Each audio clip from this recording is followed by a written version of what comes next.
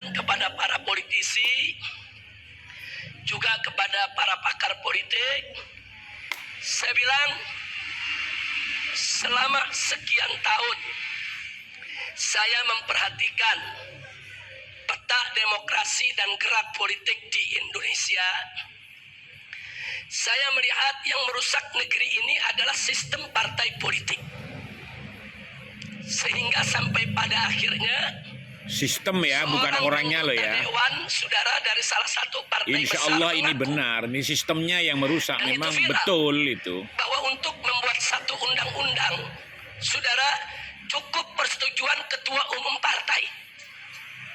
Artinya, kalau di DPR itu katakan ada 9 partai atau 10 partai, cukup 10 orang itu yang ngatur kita punya negeri.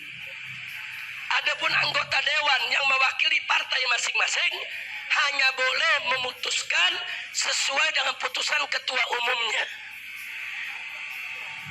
Jadi, saudara, kalau itu yang terjadi, ya hancur dong demokrasi kita.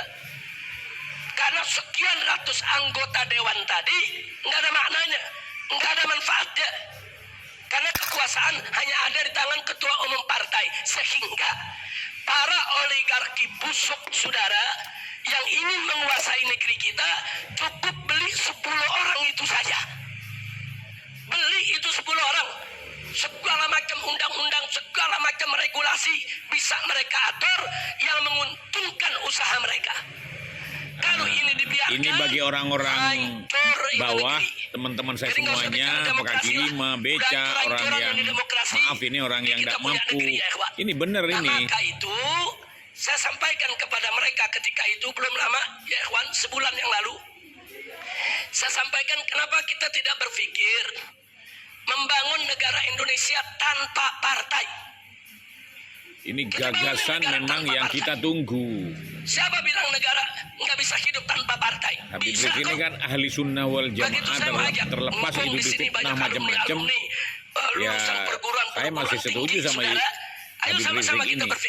Siapa bilang beliau belum pernah melanggar agama itu. Saudara, kita membangun satu negara meritokrasi, di mana semua jabatan di kementerian itu dipegang oleh orang-orang dari hasil karir mereka, bukan orang partai, saudara.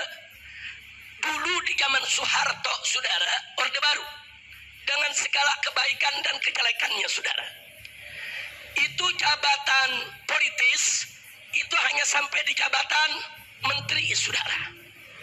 Di bawah menteri, dulu zaman Pak Harto itu orang-orang yang mumpuni ilmunya, beda dengan sekarang.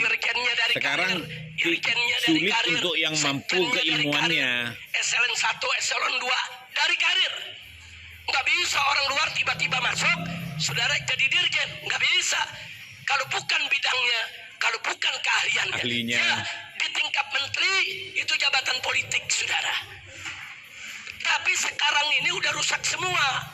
Bukan hanya tingkat menteri yang jabatan politik, dirjennya, irjennya, sekjennya, saudara, eselon 1, eselon 2, sampai kepala bagian, saudara, sampai kepala bagian, semua titipan partai. Nah, ini yang bikin rusak begini ini memang. Ada kementerian yang dipegang oleh bukan ahlinya megang, saudara, punya jabatan gitu maksudnya. Dia, saudara. Benar nih Habib Rizik ini benar, gagasannya hebat, berlian ini. Bagaimana?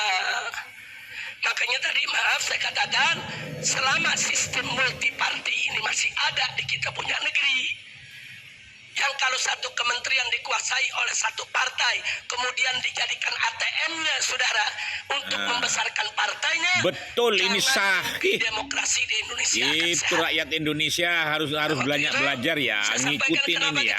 Oke. Itu semua partai.